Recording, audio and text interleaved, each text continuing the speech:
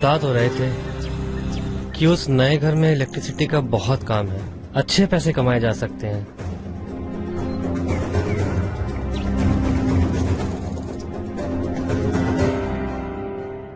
किताब? या आजकल के बच्चे भी ना किताब की इज्जत ही नहीं करते हैं। उठा पटक।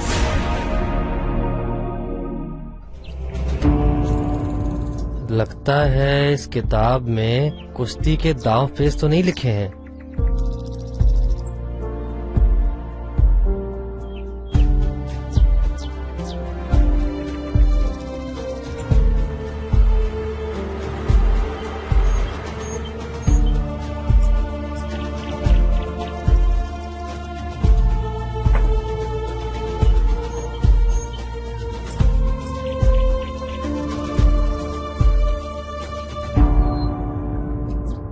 मोना अपने पति के साथ आज नए घर में शिफ्ट हुई थी। चेहरे की लाली और गदराए बदन की कश्मकश बता रही थी कि मोना की शादी को अभी ज्यादा दिन नहीं हुए हैं, लेकिन मोहल्ले के लड़कों ने तो उसे अपने दिल में ऐसी जगह दी थी जैसे वर्षों की पहचान हो। तनुज अपने बिजी स्केड्यूल की वजह से आजकल मोना पर ज्यादा ध्यान नहीं दे पा रहा था और इस वजह से मोना के बदन की आग कभी बुझ नहीं पाती थी। मोना को जब भी मौका मिलता वो तनुज के नजदीक आकर अपने बदन की आग को बुझाने की कोशिश करती।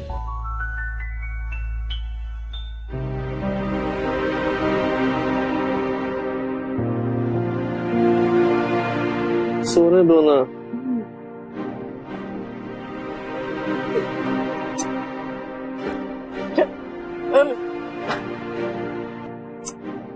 क्या करती हो यार मोना? तुम्हारे सामने तुम्हारी इतनी खूबसूरत सी पत्नी बैठी है और तुम आंखों में नींद लिए और ये तकिया अपने सीने से चिपकाए पड़े हो। तुम्हारी आंखों में तो मेरा चेहरा और बाहों में मेरा बदन होना चाहिए।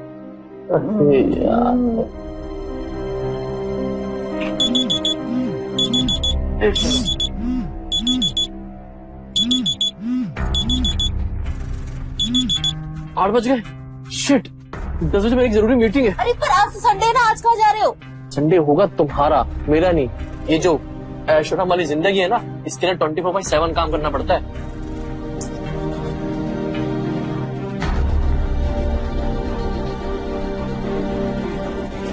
मोना कुएं के पास आकर भी अपने अंदर की आग नहीं बुझा पा रही थी। असल में कुएं का पानी मोना के हाथ आ ही नहीं रहा था और मोना की अंदर की आग भड़कती जा रही थी। इसमें तो कुछ और ही दांव पेच है। काम से टाइम निकालकर जरूर पढ़ूंगा इसको।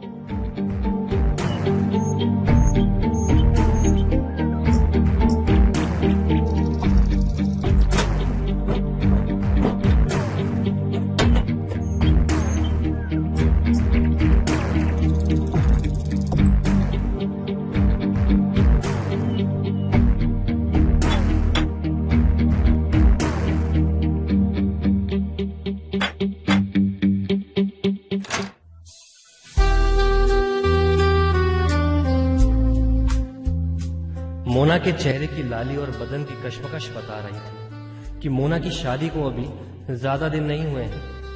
उसके शरीर का एक एक अंग बबलू की आंखों में चमक पैदा कर रहा था। मोना की नजरें भी बबलू की आंखों पर टिकी थी। मोना उस चमक को अपनी आंखों से देखने की कोशिश कर रही थी। तुम कौन? वो साहब जी ने इलेक्ट्रिसिटी के काम के लिए बुलाया है।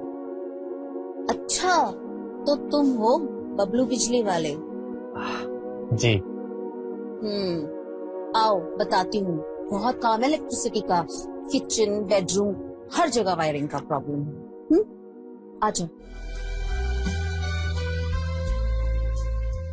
बबलू का ध्यान मोना के मटकती कमर पर था, जो एक पतंग की तरह इधर उधर लहरा रही थी।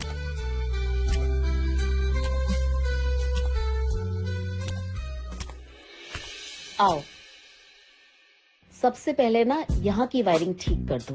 इस फ्रिज में बर्फ जम ही नहीं रही है।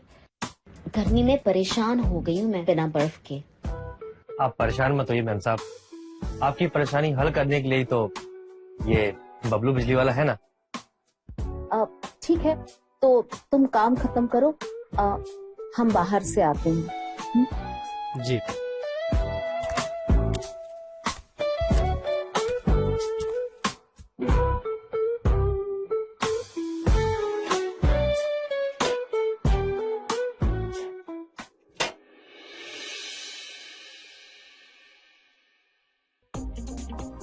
मोना बबलू को काम बताकर निकल जाती है, लेकिन बबलू की आंखों से नहीं निकल पाती। मोना के बारे में सोचते हुए बबलू अपने काम में लग जाता है। मोना की चाल, उसके बात करने की अदा, उसके हाव भाव सब बबलू को ऐसे दिख रहे हैं जैसे वो साक्षात उसके सामने खड़ी हो।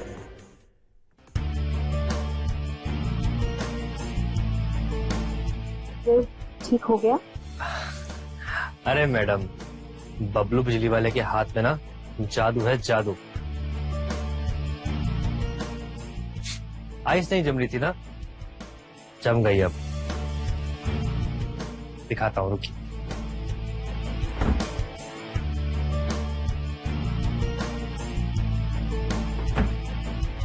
ये देखिए, इसकी ठंडक देखनी है आपको?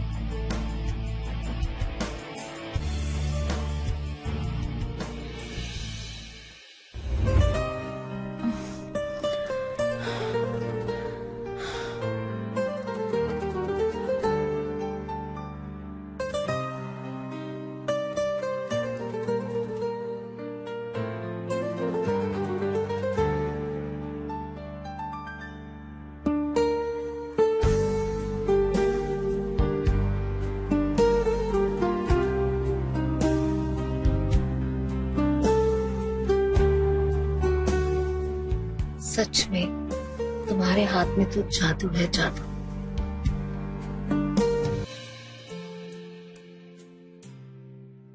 ये क्या कर रहे हो तुम? अरे वो तो बस आपको मैं ये बता रहा था कि वो अपनी प्यास बुझाने के लिए आप जूस बनाकर उसमें आइस डालकर पी सकती हैं। ठीक है, बाकी का काम मैं कल आकर कर दूंगा।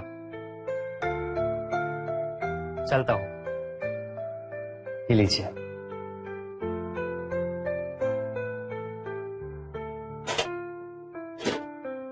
बबलू भली भांति जान गया था कि मोना को जूस की प्यास नहीं, एक ऐसे लड़के की प्यास थी जो उसके पति के ना पूरे करने वाली जिम्मेदारियों को पूरी कर सके, जैसे एक औरत के शरीर की प्यास को पूरी करने की जिम्मेदारी।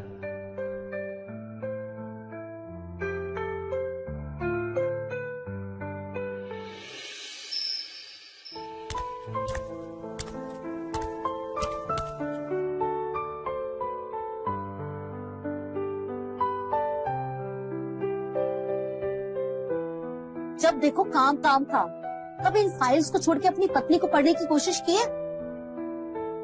लगता है मोना तुम आजकल फिल्में बहुत देख रही हो। मेरे इमोशंस में फिल्मी बातें लगते हैं ना, बस यही ना। तुम बातें ही ऐसी कर रही हो यार। हाँ तो और क्या करूं? आखिरी बार कब रोमांस किया था तुमने, याद है तुम्हें? Mona please try to understand, ये रोमांस वगैरह होता रहेगा, लेकिन एक बार ये प्रोजेक्ट हाथ से निकल गया ना तो इतने दिनों की मेहनत बेकार हो जाएगी। और तुम्हारे इस प्रोजेक्ट के चक्कर में जो ये मेरी जवानी धूल मिट्टी खा रही है, उसका क्या? उसके बारे में सोचा है तुमने? अब और नहीं, बस क्या कर रही हो? बहुत हो गया तुम्हारा। अरे क्या कर रही हो बाबू, क्या कर रही हो? कुछ नहीं, आज हम रोमांस करेंगे बस। एक सेकंड फोन आ रहा है। नहीं उठाना है, कोई फोन नहीं उठाना है, आज कोई फोन नहीं उठाओगे तुम, बस। सॉरी मोना, जाना होगा, अर्जेंट मीटिंग है, प्लीज। अरे सुनो तो। सॉरी।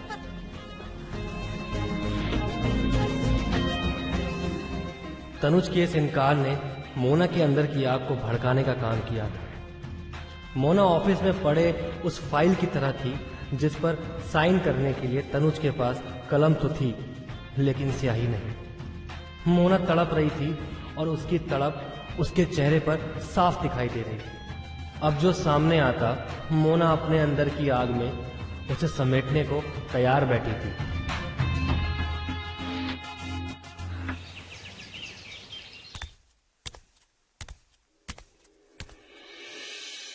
कुछ चाहिए क्या?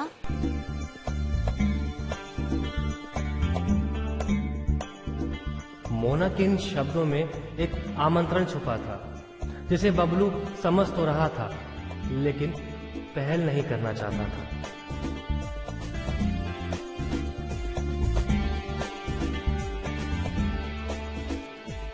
मैंने पूछा, कुछ चाहिए क्या तुम्हें मुझसे?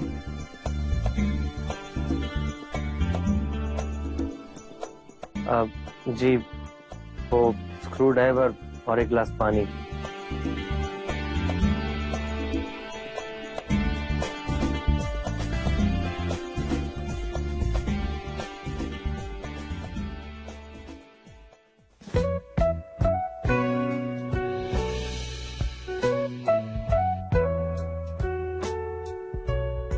ये क्या कर रही हैं आप? क्या हुआ? बिजली का झटका लगा क्या? अरे मैडम जी, मैं बबलू बिजली वाला हूँ। ऐसे कई झटके मैं पहले झेल चुका हूँ।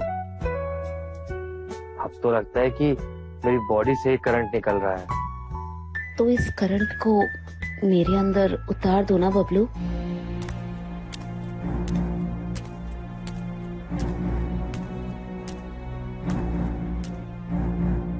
क्या कर रहे हो तुम? कुछ नहीं। मेरे घर को क्या समझ रखा है तुमने? कुछ नहीं। अरे ये सब करोगे तो काम कब करोगे? क्या कर दिया? कितनी अच्छी किताब थी। मैंने अभी तक उसकी सिर्फ एक ही कहानी पढ़ी थी। कोई और उसकी आगे की कहानी पढ़ेगा और वही मुझे लूटेगा। वो फ्रिज में आइस फिर से नहीं जम रही है। अब जरा जाकर ठीक करो उसे।